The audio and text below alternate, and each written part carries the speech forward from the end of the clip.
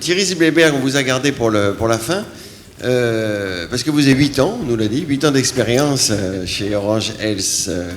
Et donc vous êtes un observateur, au-delà des solutions que vous proposez chez Orange, vous êtes un observateur avisé. Donc comment vous voyez l'évolution de tout ça? Qu'est-ce que vous prévoyez pour 2025 pour les médecins libéraux? Merci Philippe de m'avoir laissé une place juste avant le déjeuner, après que tout le monde se soit largement exprimé. Donc il faut que je me torde le cerveau pour trouver quelque chose de nouveau à dire par rapport à tout ce qui a pu être dit. En fait, si je prends un peu de recul par rapport à tout ce qui a pu être dit, c'est vrai que moi, mon sentiment, qui est très fort, c'est que le monde de la santé se transforme énormément. On en a tous parlé, donc je ne vais pas revenir là-dessus, mais il y a à la fois des forces internes. Quand vous parliez de l'oncologie, de la génétique, ça c'est quelque chose qui est interne à la médecine, hein, c'est du progrès médical. Et puis en même temps, on voit des chocs exogènes extraordinaires. On parle de l'alliance avec Google. On est tous un peu fascinés par Google, ou on parle des GAFA, mais en fait, grosso modo, on parle que de Google. Mais il y a d'autres acteurs que vous connaissez moins, comme Qualcomm, Intel, qui sont là aussi autour de ce domaine-là et qui apportent leurs innovations, leur énergie et leur connaissance du numérique. Donc il y a à la fois une tension interne qui est due au progrès médical, une tension interne qui est due, vous allez parler cet après-midi des problèmes économiques et financiers, le fait qu'on ait toujours plus d'innovation, que la population vieillit, etc., fait que l'économie de la santé est en tension, tout le monde le sait, donc ça pose des problèmes. Et en même temps, ces nouveaux chocs qui ne sont pas forcément de nature d'ailleurs à apaiser les tensions. Donc tout ça crée un domaine assez éruptif, un domaine qui est en transformation assez forte. Et juste pour la petite histoire, quand j'ai créé la division santé d'Orange il y a donc 8 ans, en fait on avait regardé un petit peu l'ensemble des secteurs qui étaient transformés par les technologies de l'information à l'époque.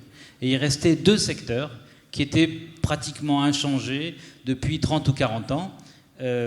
Donc l'un était la santé, et le deuxième, vous l'imaginez bien, c'était l'éducation, qui aujourd'hui est peu ou prou comme on le faisait il y a quelques années, avec quelques innovations technologiques qui commencent à arriver. Et donc on voit la même chose finalement dans l'éducation. Alors, peut-être pour synthétiser un petit peu les transformations qu'on a pu entendre. Moi, il y en a une qui me semble importante. Je rebondis un peu sur ce qu'avait dit Guy Valencien. Il parlait du médecin entrepreneur par rapport au médecin salarié. Ce qui est certain, c'est que le numérique, la transformation, fait qu'on rentre dans beaucoup plus du parcours de soins pour le malade. Jusqu'à présent, on était dans un système où le malade allait voir son médecin traitant, c'était un peu le pivot, et puis à partir de là, ça partait dans des discussions ou dans un réseau qui était un peu diffus. Je pense qu'on va rentrer de plus en plus dans du parcours. On a parlé du projet territoire de soins numériques. Donc il y a Pascaline en Rhône-Alpes. Nous-mêmes, nous participons à un projet en Aquitaine, un projet à La Réunion, et aussi d'ailleurs dans le domaine médico-social en Rhône-Alpes. Donc on voit que de plus en plus, on essaye de mettre en place ce parcours de soins. C'est assez normal finalement, parce que le patient, il rentre dans le système de santé.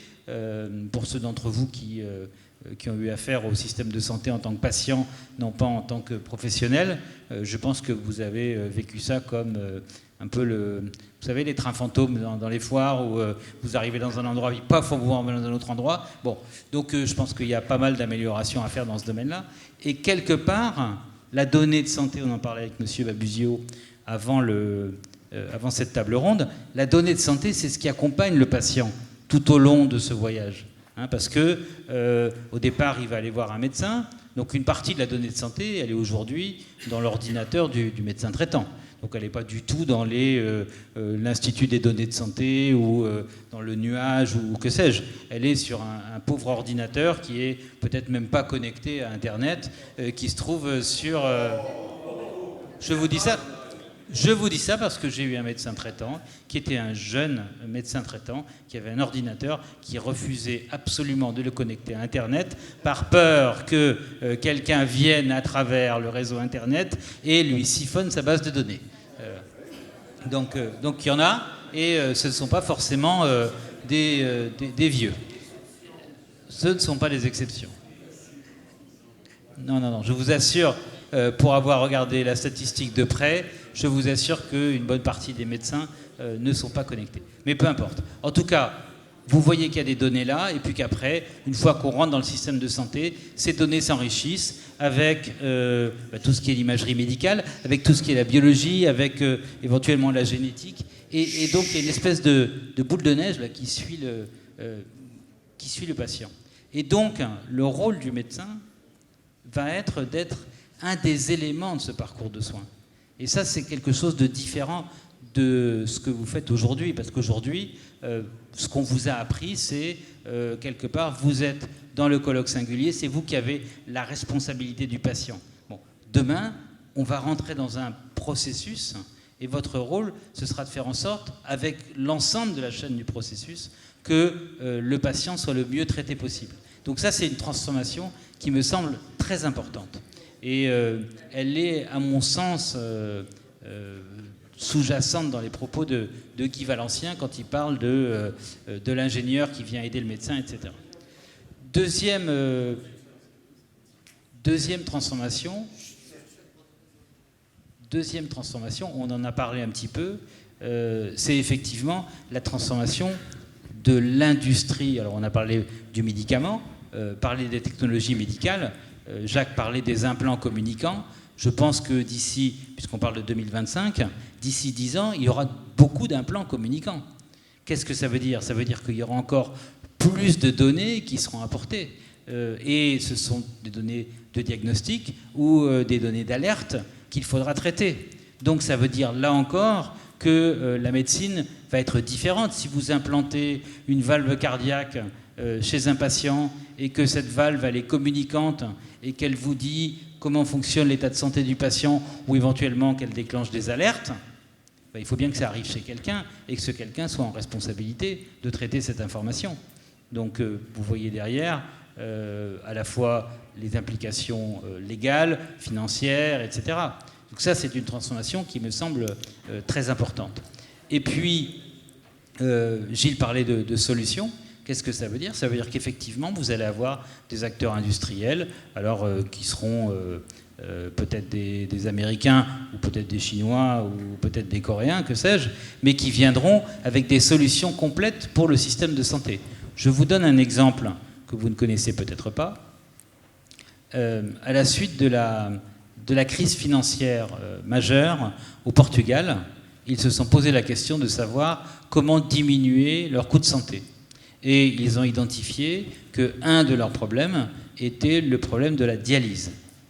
Ils ont donc été voir un industriel qui s'appelle Fresenius et ils ont complètement outsourcé l'ensemble du processus de dialyse chez Fresenius avec un contrat d'objectifs et de moyens qui était « nous vous remboursons sur une certaine base, nous vous demandons des critères de santé publique qui sont meilleurs que ce qu'on a aujourd'hui, on vous paye moins, on vous demande de faire plus, est-ce que vous êtes d'accord pour le faire ?» Fresenius a dit « d'accord » et ça se fait.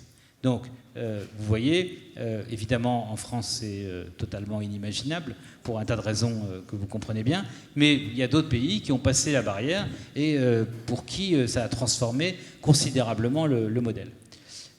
Peut-être dernier domaine qui, à mon sens, est transformé. On a parlé un petit peu, alors on parle beaucoup de big data, de données de santé, je ne vais pas vous faire un cours là-dessus. Ce qui est certain, c'est que les données vont être multipliées par 50 dans les 5 années qui viennent. Les données de santé. Parce que les objets communicants créent des données, parce qu'on crée de la donnée génomique, parce qu'on crée énormément de données. Donc il faut la stocker quelque part. Et on est face à une injonction un peu contradictoire, qui est d'une part respecter le secret et la privacy de la personne, c'est-à-dire faire en sorte que votre donnée soit protégée. Vous avez vu cet été aux États-Unis que pour les Américains qui avaient envie de s'inscrire sur un site de rencontre extra-conjugale qui s'appelle Ashley Madison, ça s'est pas très très bien passé pour eux. Ça c'est bien. Bah, je sais bien ou pas bien, j'en sais rien. Oui. Alors après, non, mais vous êtes, en fait, l'une des grandes conséquences de ce truc-là, c'est qu'on s'est rendu compte que c'était principalement des robots. Et qu'il y avait finalement pratiquement que des hommes, pas de femmes, et que 90% des inscrits, c'était des robots. Et qu'est-ce qu'ils faisaient avec les robots alors? Les robots, ils animaient le truc pour que les gens aient l'impression qu'il y ait du monde. Ça, voilà. Donc on sent qu'il est 13h. On sent qu'on arrive à 13h. Mais en tout cas, donc on a cette exigence de privacy qui est importante, et dans le même temps, on a quand même là un potentiel de données qui est colossal. Et on ne peut pas juste dire, écoutez, pour des raisons réglementaires, on veut cadenasser l'accès à ces données, alors qu'on sait, et je pense que ça a été très très bien expliqué, que si on est capable de croiser ces données, on va faire du progrès. Ça va même à un point, sur un certain nombre de forums de patients américains que j'ai regardés, il y a des gens qui disent, mais écoutez, moi, si mes données médicales peuvent permettre de soigner d'autres personnes, je ne vois pas pourquoi je ne les rendrais pas publiques. Et donc, vouloir à tout prix protéger ces données, c'est, je pense, ne voir que la moitié du problème. Donc on a une exigence un peu contradictoire entre protéger évidemment les données, l'individu, et en même temps faire en sorte qu'on puisse s'appuyer sur ces données pour créer de la valeur dans le futur, parce que maintenant, on sait que ça crée de la valeur.